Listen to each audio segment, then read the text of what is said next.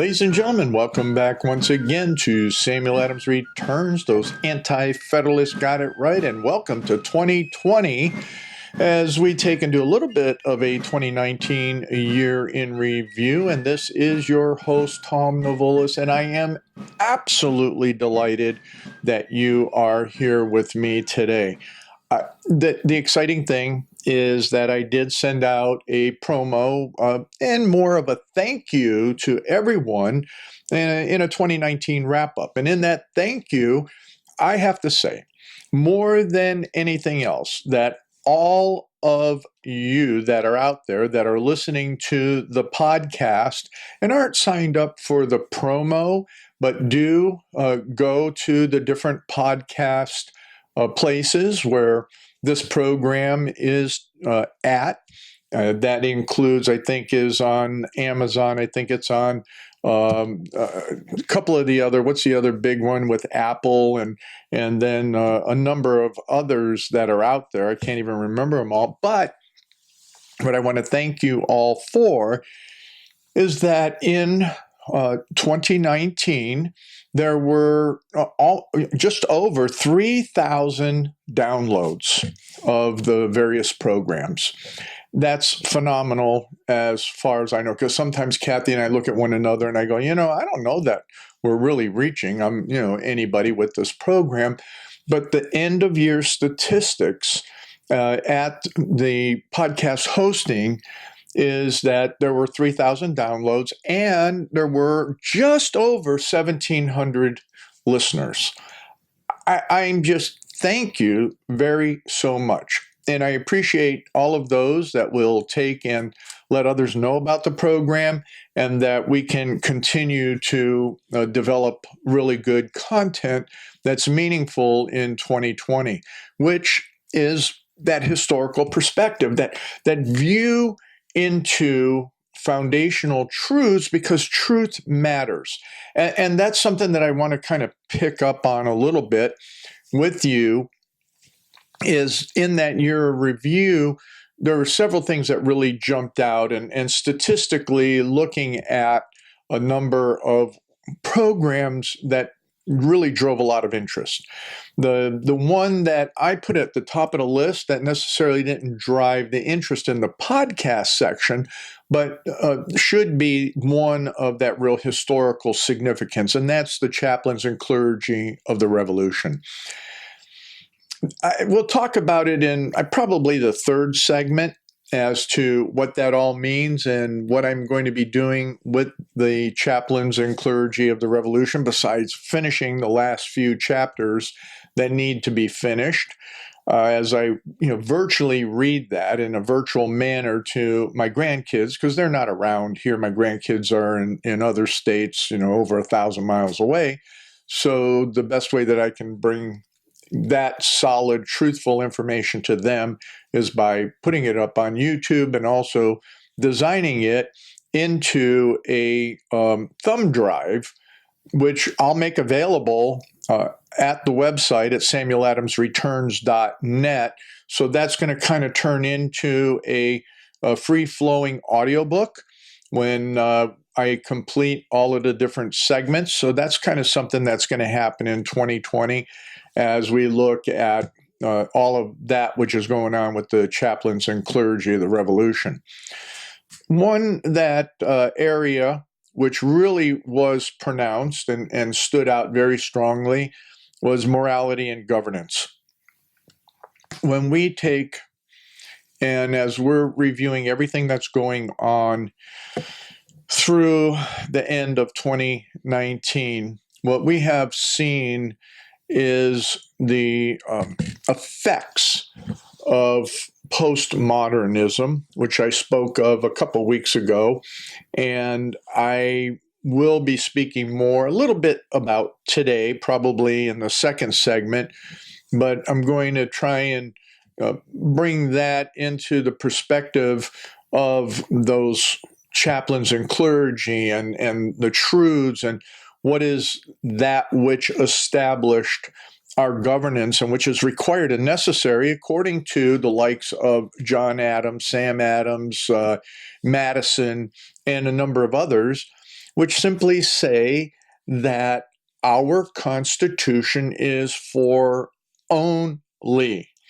And remember, that's the operative word, only for a moral and virtuous people.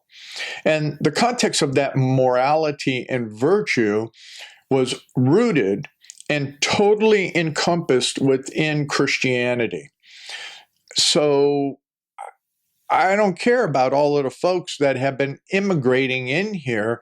If their ideologies, and I've spoken to this somewhat, if their ideologies are anti-Christian, they're more probable to have a morality that does not align with constitutionality as the founders intended.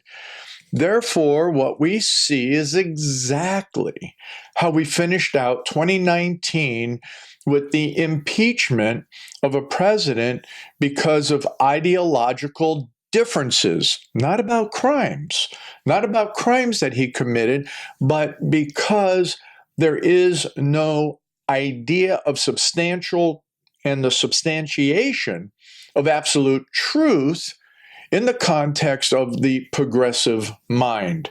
So when we look at the majority, as I've spoken about, that those folks, the shifty shifts, the Pelosi's, all of the other democrats, have no moral context. They use the word morality in a way of the wind and the sea that sprays all over the place. They're like a wave that just crashes on a breakwater and just disintegrates into millions of water particles. They blow as the wind to take and move their morality based on their own judgments. There's nothing absolute and substantial in it except for power and deception and gain. That's the enemy. I mean, that's the eternal enemy. Well, not eternal, because you got to remember, Satan was created, so he was not eternal. But that is the constant battle that we have been engaged in since that time when Lucifer, that angel of music and worship, took and fell because he wanted to be God. So that's why morality and governance, we don't understand it. We don't preach it from the pulpits, and so on and so forth. The other area that I thought was interesting was a number of folks were very delighted with the various interviews that I had. We had some really great guests on, and I'm going to look at doing some more of that and trying to fit that in, maybe go back on some of those topics or book reviews or different things like that that we've did last year, but something that becomes engaging again as we look forward to 2020. I want to absolutely thank Liberty Works Radio Network for hosting me. We talked about this being a 5-year mark for this program of Sam Adams Returns, and it's just been an absolute delight to be here on Liberty Works Radio Network, and this year invited to Soaring Eagle. Now, I've also been invited to some other major radio networks, of all things. I'm stumbling with it because I have to stumble on this one. I was so shocked. A major Christian radio network. It has asked me to bring my programming to the network. Well, as you know, they aren't gracious like Liberty Works Radio Network as well as Soaring Eagle with me. And all the other networks require some pretty interesting dollars, and this Christian network is requiring some interesting dollars for just a short period of time per station, and they have national coverage. So at this time, being a Sam Adams like, which means no, ducats in the buckets, especially for this programming, No sponsorship, nothing like that. So the means and ability to take and move to a larger syndication is not practical. But again, I thank everybody that is participating in the podcast. Also, we had a wonderful respondent to the plea on the wireless headset kind of going kabunk on me. I can make that leap along, but I found in our larger PA environment that I forgot about a really nice microphone, and it's used, as I found out, by it's a Behringer microphone, and it's used out there in the music industry. And so I'm using it right now with a makeshift pedestal. But thank you, Kathy J, for buying the books that I have here, and her purchases are going to allow us to pick up one of those swing arm things. So hopefully within the next week or two, I'll be able to get over to a location that has the swing arm in stock, pick one of those up, and you'll see a different microphone configuration going forward. I want to put it in a way I have to look at it here so it doesn't block the flag, nor does it block the books for those that can see me on YouTube. So we'll play with it and we'll figure it out. And it's going to be adjustments. We're readjusting in the soundboard. We're readjusting a number of different things that will be going forward, and we'll be talking about in the third segment on how we make some of those readjustments for future programming. What do we have left, Kat? About 2 minutes, 3 minutes? So let's take a look a little bit more into 2020 as I sent out that that notice on and out to all of those that are signed up to receive the newsletter.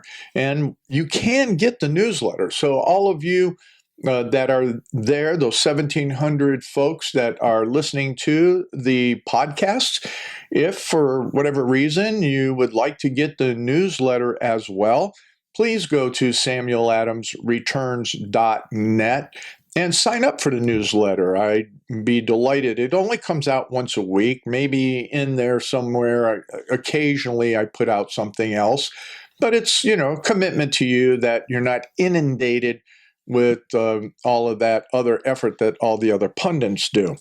So just real quick, as we look into 2020, I don't think I'm really going to touch much on the impeachment insanity or even the election, because I think there's enough pundits out there that are doing that. What I continue to intend to do is bring those mirrors of history alive, bring that what is happening in perspective from historical truth. And I have to tell you that nothing new is under the sun. So what we see, what we have going on, is mankind does not necessarily learn well from the lessons of the past. So that's why I feel, just absolutely that it's important that I continue to speak these truths of the past, historical significance, and the writings of our founders in a manner that is useful to overcome the evils of the day. The evils of the day are self-inflicted. There's just no other way to talk about that, and that's some of the things that we're going to talk about. We're going to continue talking about the Tory pastors and the majority of the fact that the self-inflicted problems that we have right now are because the pulpits aren't preaching like the pulpits did during the American Revolution. So we're going to touch on that. There's a few other things that we'll talk about, but I think one that we're going to continue to put into the newsletter in particular is a section called The Wisdom of Sam Adams. Sam Adams' wisdom may expand into some of the other founders as well, but that's going to be a little corner, if you will, Sam Adams corner, based on his wisdom.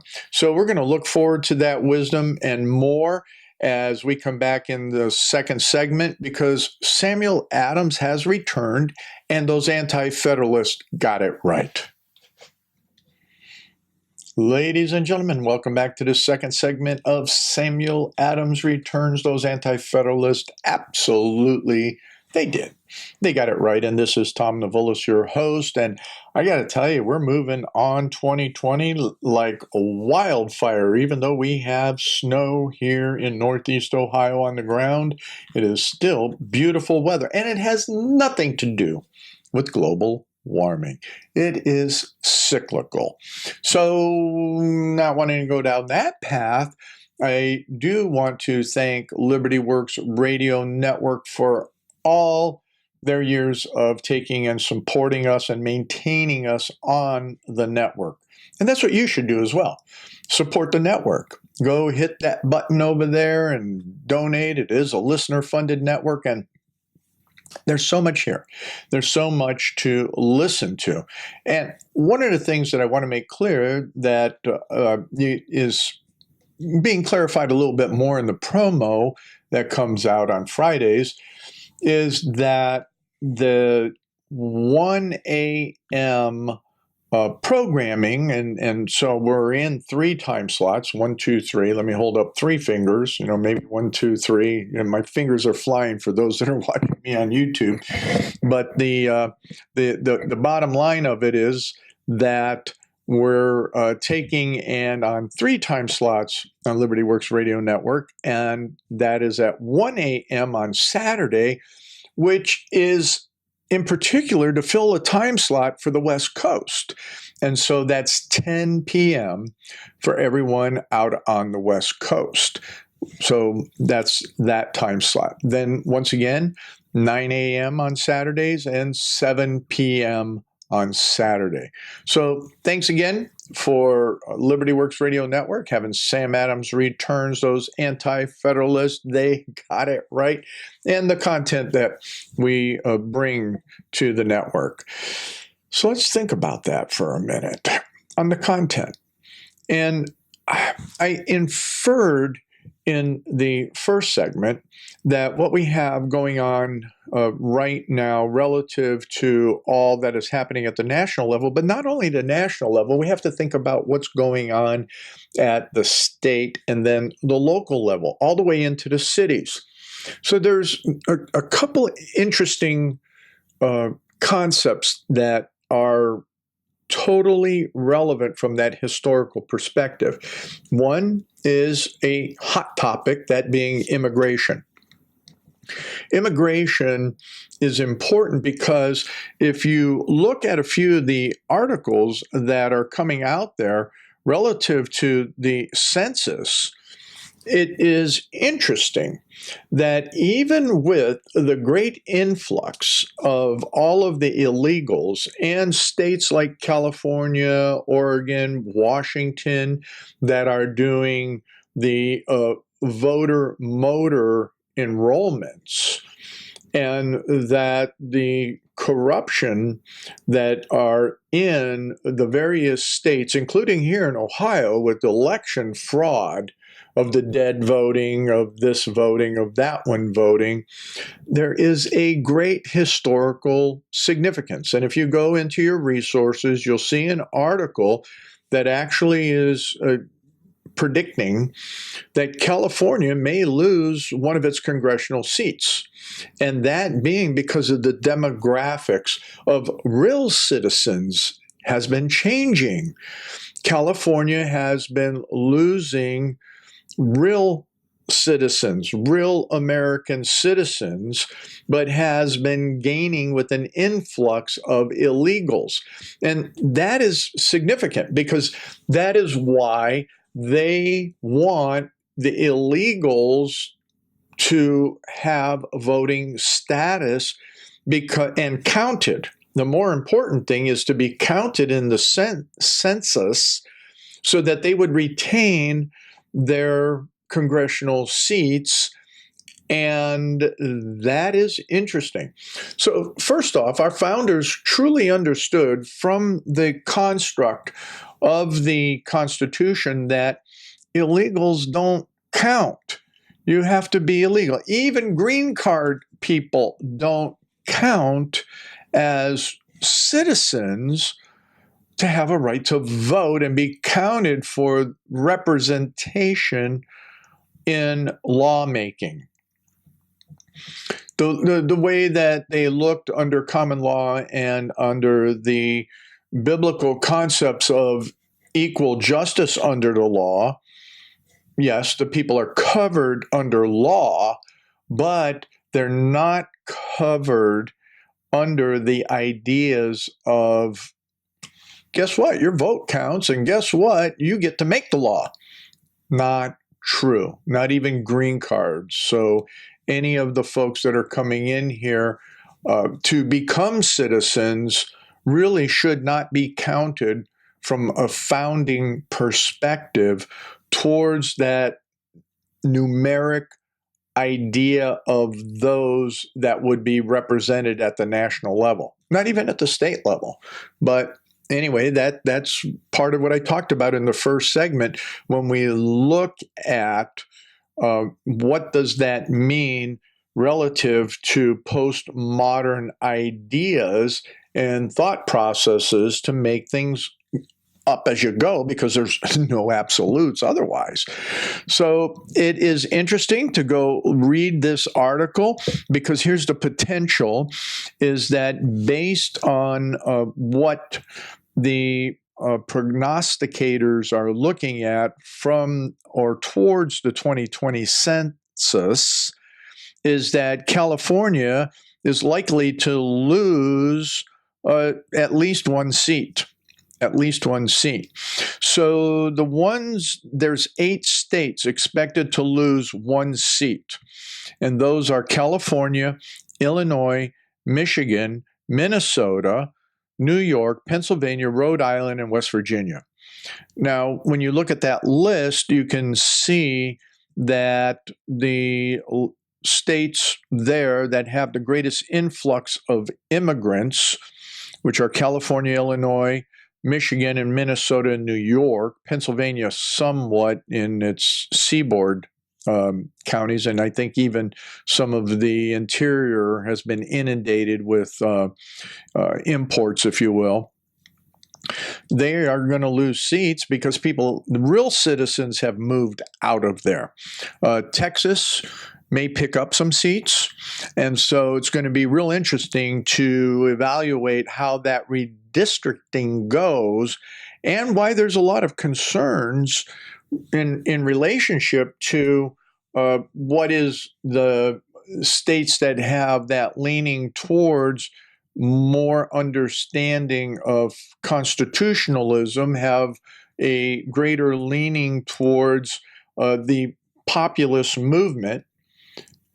And how are they going to pick up seats? But I'll tell you what, those are major socialist strongholds that are potentially losing seats, especially California and New York, Illinois, Michigan somewhat, and Minnesota has turned to jihadists more than anything else. But you got to admit, President Trump has gone in there because of the industrial areas, the mining in Minnesota and the industrial movements in Minnesota and a couple of the other states, except California and New York, which are totally communist, that we can see the potentials of them moving politically in mindset back to the fundamentals of a populist movement. So I thought that was extremely interesting, extremely important to watch as we move into 2020. And it is absolutely relevant from a founder's perspective, because the founders, and Sam Adams in particular, when he was writing to John Adams, when John Adams became vice president under George Washington, Sam Adams wrote to his cousin, and he was saying, in particular of the seaports, is that you have to take and make sure everyone is legal to vote. You have to ensure, especially in the seaport cities and areas, that you have to make sure everyone is documented to vote. And that in that documentation, those who became citizens have proof that they became citizens, that they came in and worked through that process of what it meant to become a citizen. Now, I think that that's also important to look at, because if you go and look at another article, is that there was an Obama appointee that blocks North Carolina requiring voter ID. So you have a Obama judge. Once again, Obama put in a lot of his leftist buddies. Obama was a destroyer of the republic because of all of the socialists and outright communists that are there in the bureaucracies that even President Trump is still dealing with in his first 4 years of an administration, the swamp, I guess.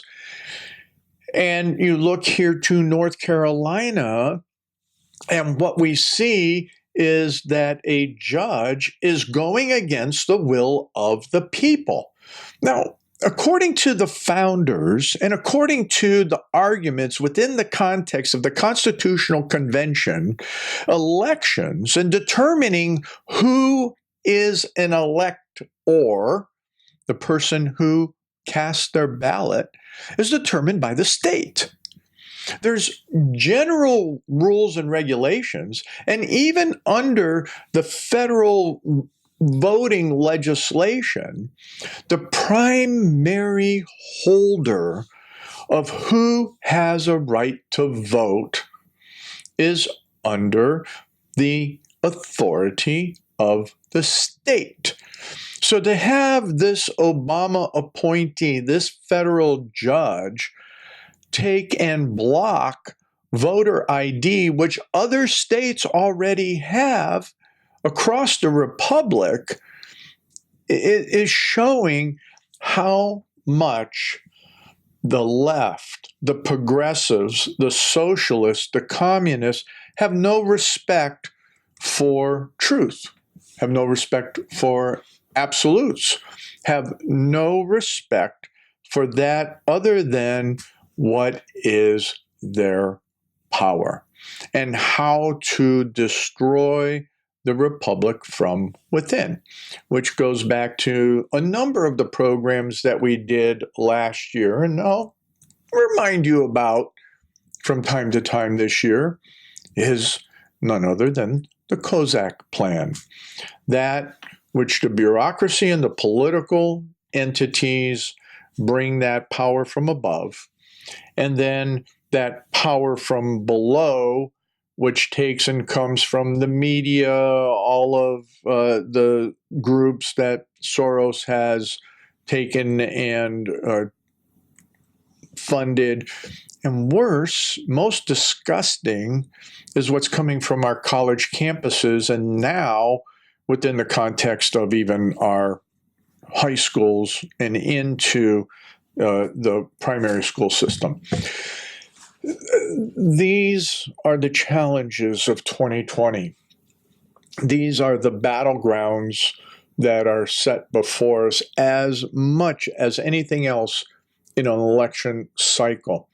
These are that which, when you read the Declaration of Independence, we can go through and look at not just the federal government, but at the state governments and say, what charges are there within that Declaration of Independence that are relevant to now?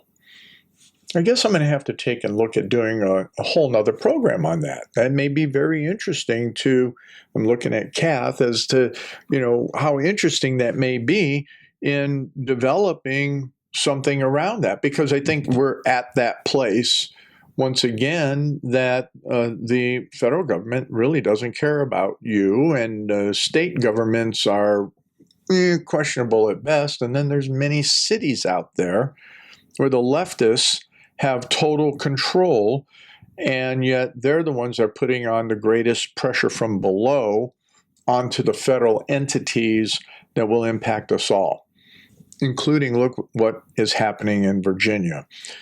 So that's where Patrick Henry really stood out. But Sam Adams, he was always correct. So were those anti-federalists, which Patrick Henry was. So come on back in the third segment.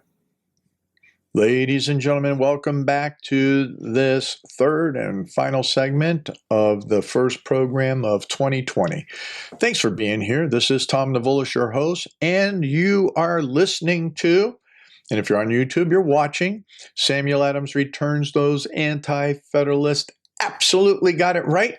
They predicted so much of where we are today, and a lot of it goes to what I talked about over and over in many of the programs, and what we're going to hard point this year in particular is that it starts at the pulpits.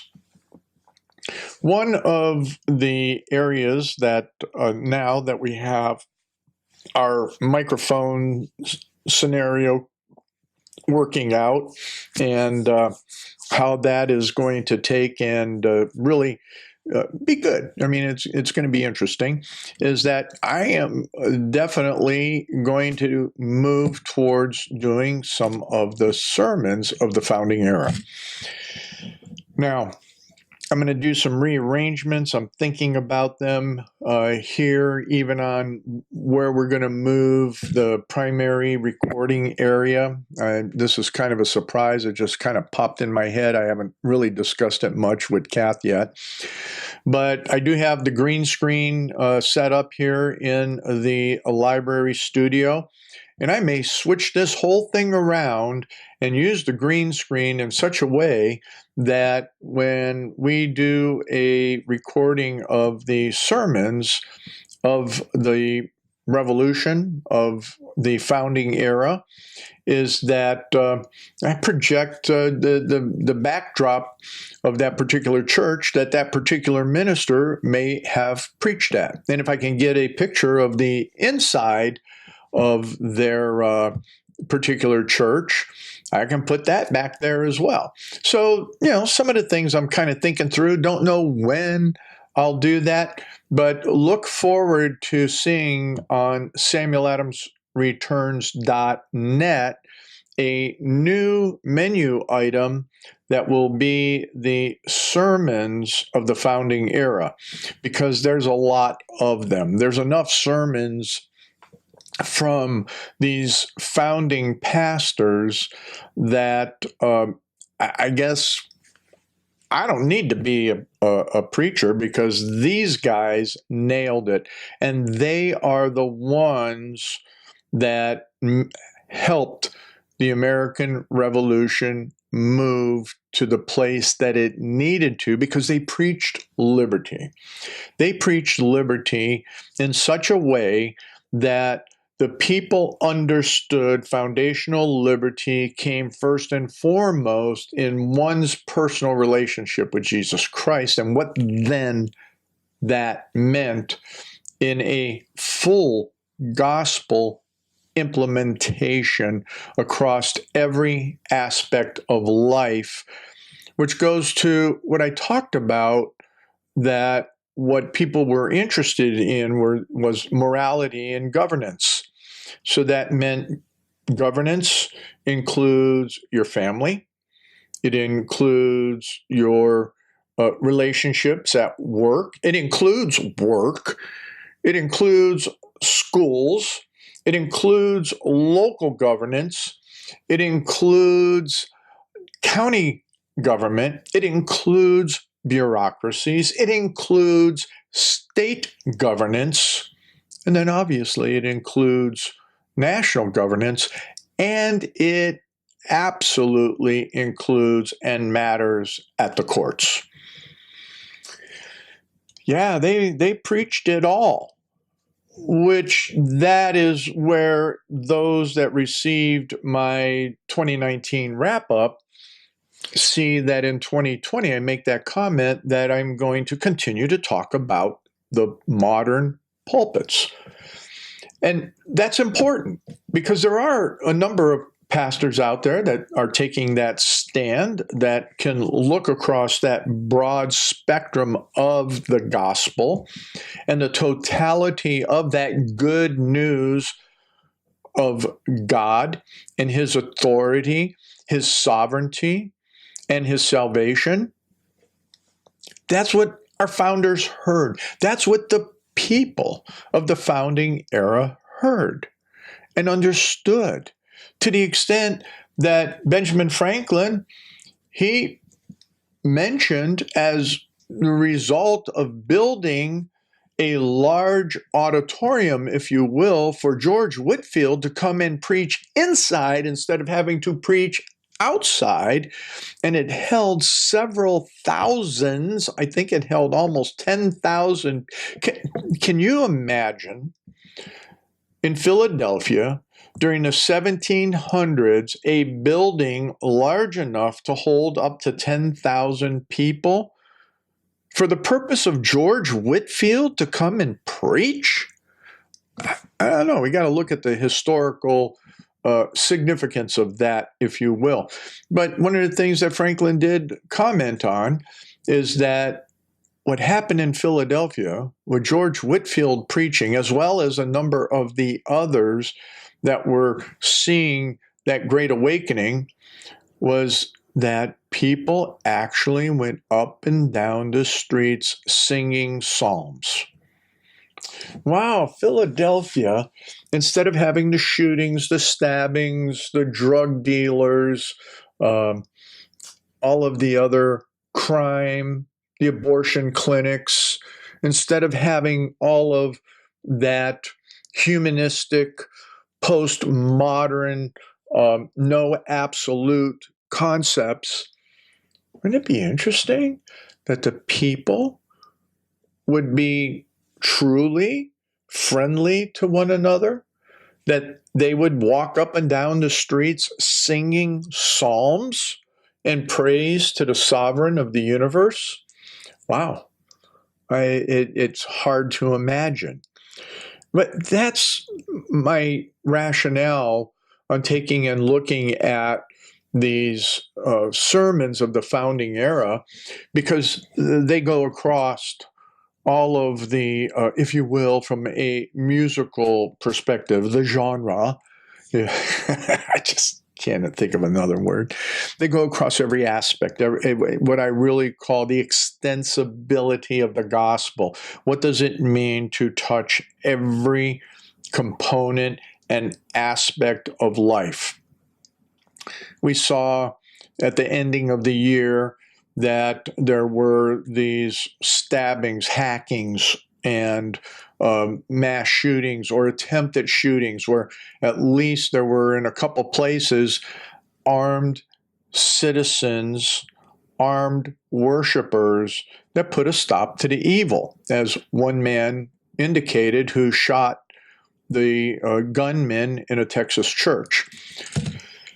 The reality was, at the time of the founding era, that men were required in many instances, in many churches that weren't the Tory churches, or in our modern times, the liberal, socialist, twisted theological churches, that they required their men to take and bring their firearms to church. And if you didn't bring your firearm to church, you were fined.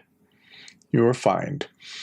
We had pastors who helped instruct their parishioners on how to use their firearms and to drill in a military manner so that they would be able to protect their families and their community. It's interesting. And you have to face it, is that law enforcement is there to do a certain job, but they can't cover it all. So the real first responders, as Governor Abbott said about that church where the shooting occurred and the parishioner was able to take out the bad guy, that's what you call a real first responder. So, it's more than just having a cop walking around in your hallways. It is about how we are prepared in every aspect of our lives to confront that which we need to on all aspects of the evil that, quite frankly, we have allowed to take over this country. For I call it bad theological reasoning and stepping away from that which is foundational truth, which Sam Adams knew. I mentioned, oh gosh, Kath, when was it? Was that a couple of weeks ago or a week ago? I know you're not. I'm going to try and bring you up to speed on where I was talking about with Sam Adams when he wrote that to his granddaughter. I put I think that was like a week ago or something in the promo that I sent that out. And Sam Adams was that person of strong Christian faith. A lot of people want to look at him as, the boisterous drunkard and all of that. No, no, no, no, no, no. Sam Adams was called the last Puritan for a very distinctive reason, and that being that he very much so, as I've said over and over in a number of the other programs, is that he was a man of faith. He understood those biblical truths as much, if not better, than others. I have been looking at, once again, even in his early writings, that in 1768, he took on the controversy very much so as there was that Christianity Today, the publication that came out with its liberal statements to, oh yeah, Christians need to impeach Trump and they can't support him and blah, blah, blah, blah, blah. I'll tell you what, you want to talk about a false prophet, that dude that's heading up Christianity Today and I left that whole idea of Christianity Today years ago because I saw that their writings were taking a leftist bent, a social gospel, socialist bent, and supporting whacked out ideas that are contrary to our foundational truths. And I have no problem calling them what they are. I don't have to sit here and justify myself to a large group of other ministers, as some of you have to do. But the reality is that they're untruths, and that's what our battle is. So when we go through and I start looking at what was happening in 1768 and the religious controversies that were happening at that point in time, it kind of wraps into that another program we'll do down the road on ideas of popery, and that doesn't mean necessarily the Catholic Church. What it was happening, and it happened as you understand your history, which most of us don't, and it comes into understanding what was going on during the English revolutions, what happened with Cromwell taking in Parliament and that revolution that occurred, and then what happened after the Puritans were thrown out of Parliament and lost, and the reinstatement of someone that wanted power and to declare themselves as that head of the church, and I will call it the Tory church because it all was encompassing in looking at who the king was and what that meant then in not just a hierarchical positioning, that being what an archbishop might be, that would be whatever that leadership might be. It is deeper than that. And what we have and what we see today is a very interesting comparison. So it all does, ladies and gentlemen, come down to our foundational truths. What are they? What established them? How do we look at what our founders were talking about, not just politically, but what did it come down to in self-governance, which was definitely determined by what was being taught from the pulpits. So with that, I want to thank everybody again for taking and supporting Sam Adams, for listening, for downloading the podcast. I want to ask you to come back again next week and all through 2020, because Samuel Adams has returned. Anti-Federalist got it absolutely right. And looking forward to hearing and seeing you soon.